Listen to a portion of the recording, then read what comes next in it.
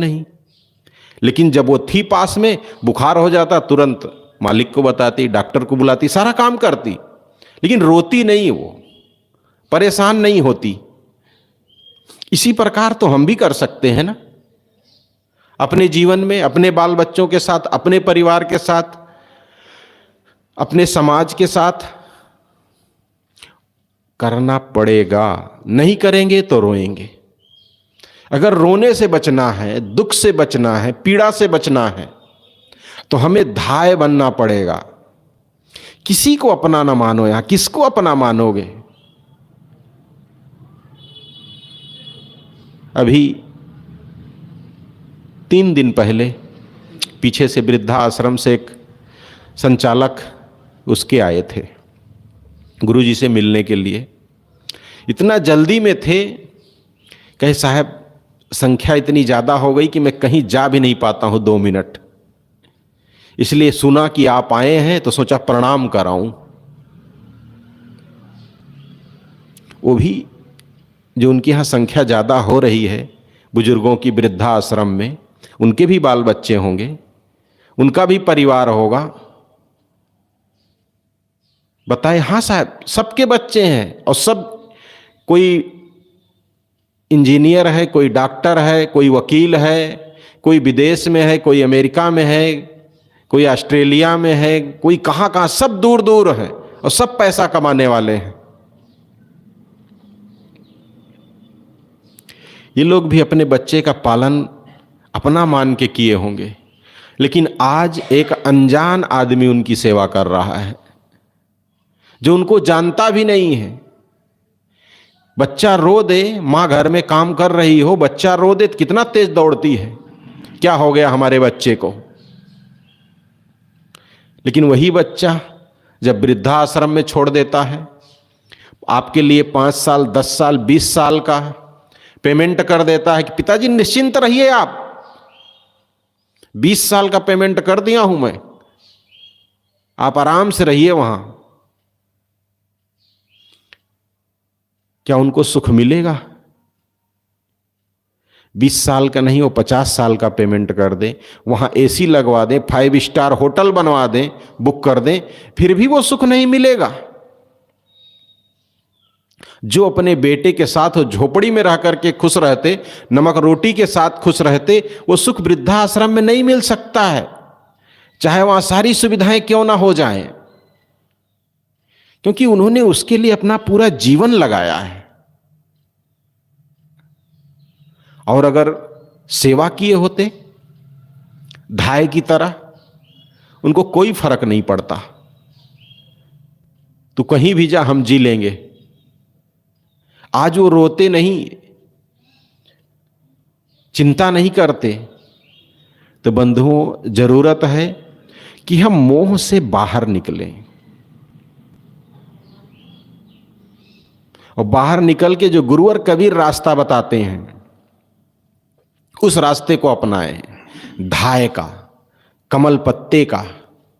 उस तरह संसार में जीवन यापन करें, तभी हम अपने ज्ञान धन को सुरक्षित रख पाएंगे और अपने आप को दुखों से बचा पाएंगे।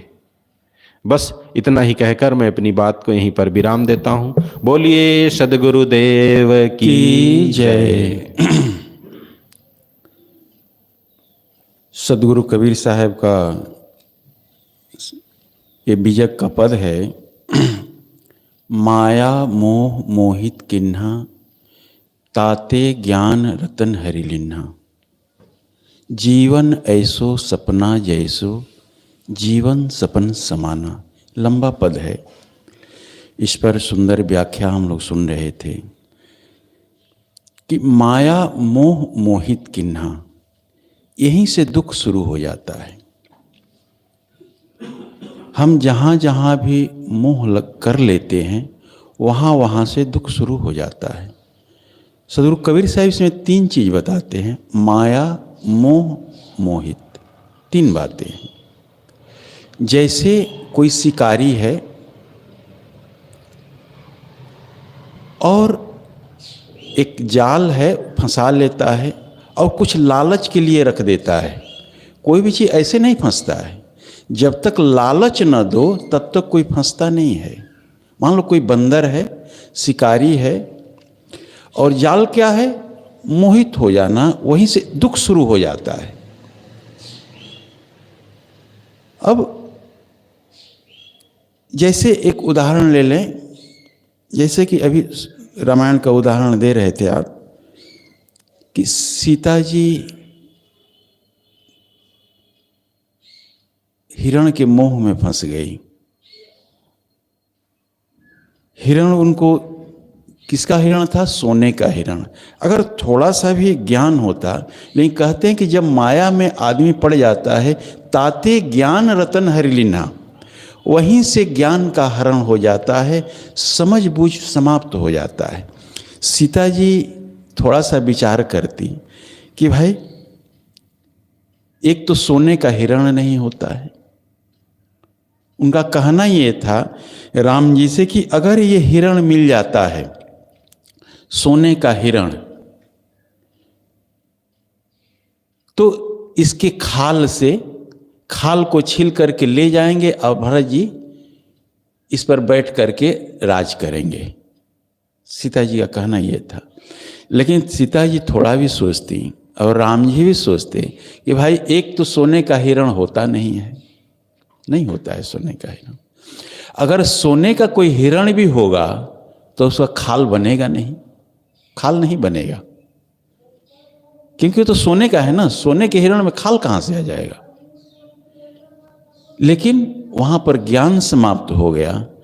और जब मोहित हो गई तो देखिए, जब आदमी मोहित होता है वहीं से दुख शुरू हो जाता है, दुख टूट पड़ता है।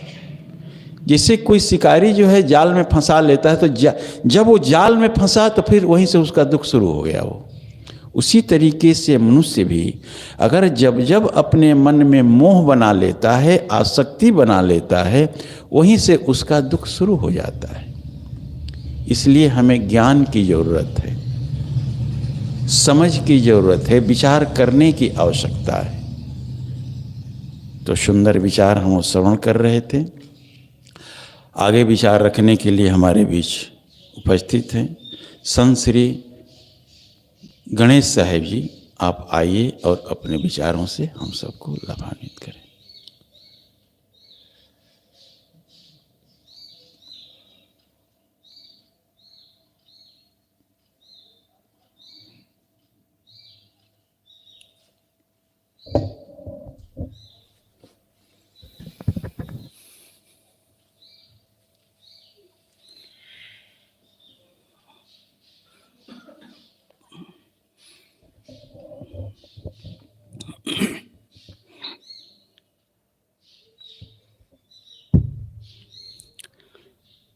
बोलिए सद्गुरुदेव की जय।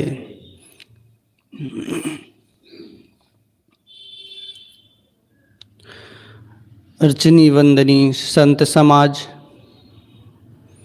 आप लोग के बीच कुछ देर विचार प्रस्तुत हैं।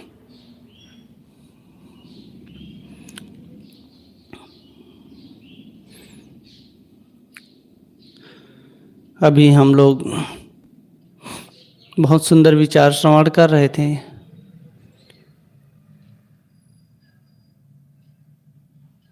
सद्गुरु कबीर की एक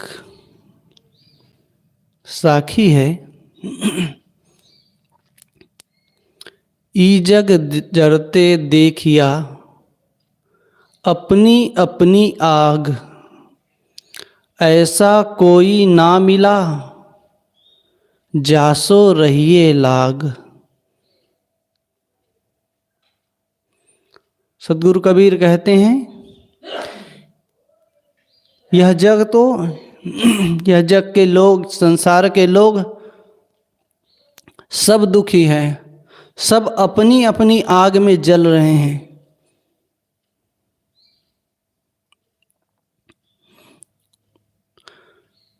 हर आदमी का जो मन है वो जल रहा है। यहाँ सद्गुरु कबीर कहते हैं कि ई जग जरते देखिया अपनी अपनी आग। अगर देखा जाए तो आग तो एक ही होता है जो हम बाहर देखते हैं, और वो आग कोई भी व्यक्ति छुए उसे जलना ही होगा। लेकिन यहाँ सदगुरु कहते हैं कि अपनी अपनी आग,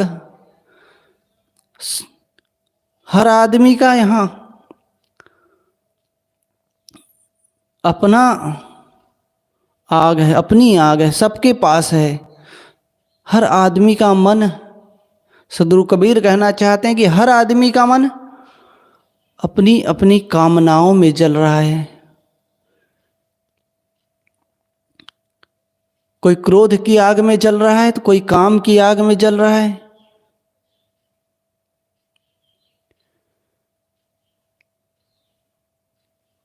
जीवन में हर आदमी के पास जो अपनी इच्छा है, अपनी जो कामनाएं हैं,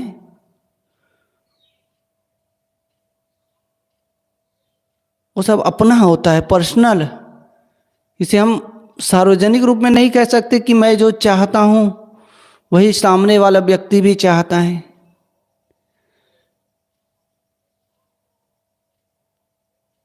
लेकिन कमाल की बात यह है कि हम जो भी चीज़ें चाहते हैं, जिस भी रूप में, चाहे धन के रूप में चाहे उसे,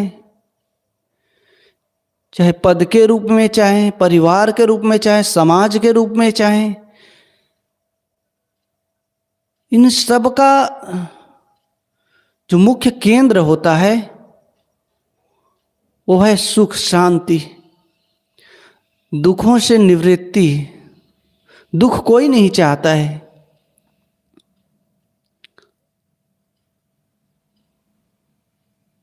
हर आदमी के पास मन में कामना, हर आदमी के मन में कामनाएं होती है, और उसी में आदमी जो है बंधता है। उसी की जो इच्छा कैसे पूरी हो उसके पीछे भागता है। और जिस चीज को आदमी बहुत दिलो जान से चाहता है, जब वो पूरी हो जाती है, मिल जाती है, तो उसके लिए उसके मन में मोह बढ़ जाता है कि ये छूटे ना, ये हमेशा ऐसा ही बना रहे। मोह तो बनता ही है, और कहते हैं कि और जो उससे जो और आगे और अच्छी चीजें मिल जाए। ये जो हमारी तृष्णा है, ये हमें निरंतर जलाती रहती है। एक बार महात्मा बुद्ध के पास एक स्त्री रोती हुई आई और महात्मा बुद्ध के चरणों में गिर पड़ी और कहने लगी, भगवान, आप ज्ञानी हैं, आप भगवान हैं प्रभु। मेरा जो इकलौता पुत्र है वो मर गया है, आप उसे जीवित कर दीजिए। उसके अलावा मेरा इस दुनिया में कोई नहीं है, वही मेरा इकलौता पुत्र है। महात्मा बुद्ध थोड़ी देर मौन रहे, फिर उसको कहा कि दुखी ना हो, शांत हो जाओ, मैं तुम्हारे उस पुत्र को जीवित कर दूंगा। बस तुम इस गांव से राई के कुछ मुट्ठी भर दाने ले आओ। वो महिला खुश हो गई, जाने लगी। तब महात्मा बुद्ध ने कहा, सुनो, उस घर से राई का दाना लेके आना जिस घर में किसी की मृत्यु ना हुई हो, कोई मरा ना हो। महिला दौड़ती हुई जाती है गांव में, घर में दूसरों घर में मांगती है कि राई के दाने दे दो, लोग देने के लिए तैयार हो जाते हैं, लेकिन कहती है कि आपके घर में कोई मरा तो नहीं है। कोई कहता है कि उसका पति मर गया है, कोई पुत्र मर गया है, किसी का पिता मरा है। एक भी ऐसा घर नहीं मिलता जहां कोई मरा ना हो, जहां किसी की मृत्यु ना हुई हो। निराश लौटती है। तो कहते भगवान ऐसा कोई घर नहीं है जहां किसी की मृत्यु ना हुई हो। महात्मा बुद्ध कहते हैं कि इस संसार में तुम ही एक दुखी नहीं हो, तुम्हारा ही पुत्र नहीं मरा है। ये संसार का नियम ही है कि जो इस संसार में आया है उसका मरना निश्चित है। इस दुख को सब सहते हैं और सबको सहना पड़ता है। वो स्त्री तो यहाँ से चली जाती है महात्मा बुद्ध को प्रणाम करके, उसके बाद उसे दुख नहीं होता है।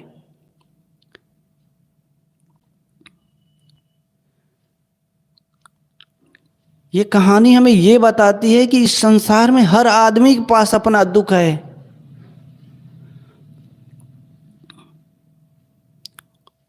और हम सब उसकी छुटकारा चाहते हैं, उससे बचना चाहते हैं कि हमारे जीवन का जो दुख है, जो खालीपन जो हम लिए घूमते हैं,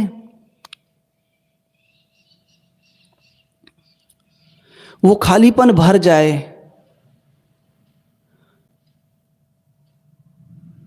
आदमी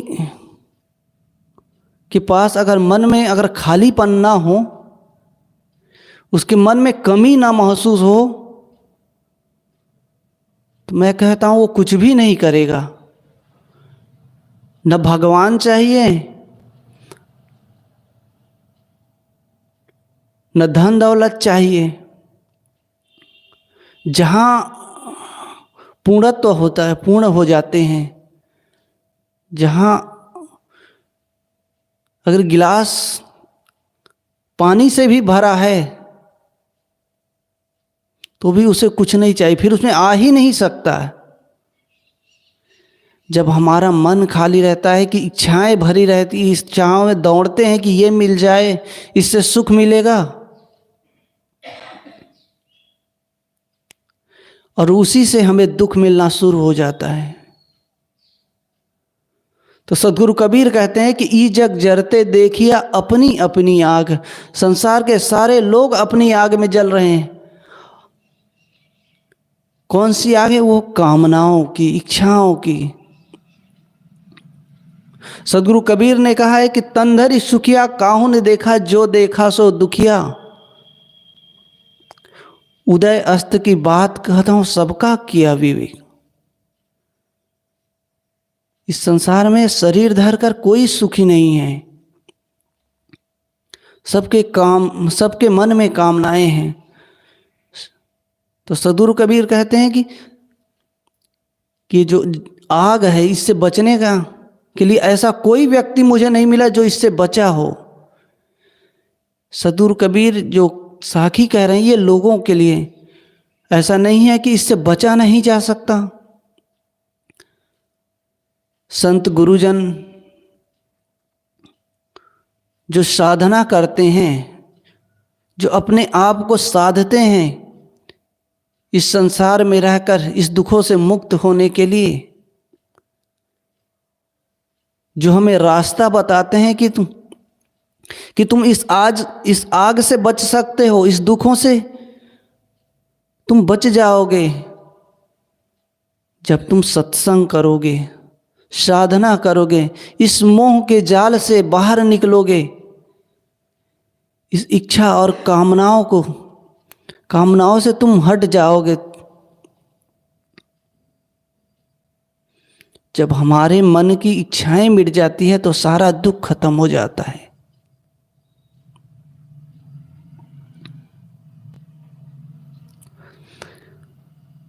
हमारे जीवन का जो दुख है इच्छाओं और कामनाओं से ही आती है।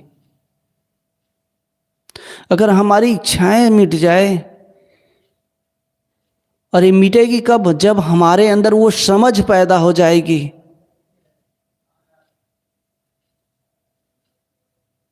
कि इस संसार में हम जो चीज़ देख रहे हैं, जो चीज़ हमें मिल रहा है, वो छूटेगी ही छूटेगी, इसे छूटना है ही।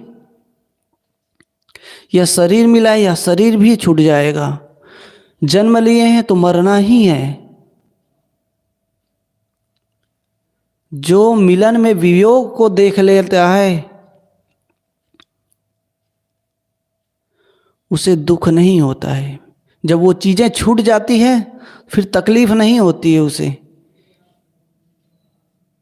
इसे जानना सिर्फ पर्याप्त नहीं होता है, इसके लिए अंदर से जो बोध है, जो बोध भाव है कि हर समय जागृत रहना, उस चीज़ को देखते रहना, इससे हमारा जो दुख है वो मिट जाता है। हम दुखी नहीं होते उस चीज़ के छूटने पर। और हमारा जो दुख यही है कि हम उसे पकड़ के रखते हैं जो मिला हुआ है, इसीलिए हमें दुख होता है। चाहे वो मित्र हो, परिवार हो, समाज हो, धन हो, दौलत हो, सब कुछ इसी से है। तो मैं कह रहा था कि ई जग जरते देखिया अपनी अपनी आग, ऐसा कोई ना मिला जासो रहिए लाग। इस संसार में ऐसा कोई भी प्राणी या पदार्थ नहीं है जिसके साथ जाकर लगे रहें हम और वो न छूटे और उससे हमें दुख ना मिले।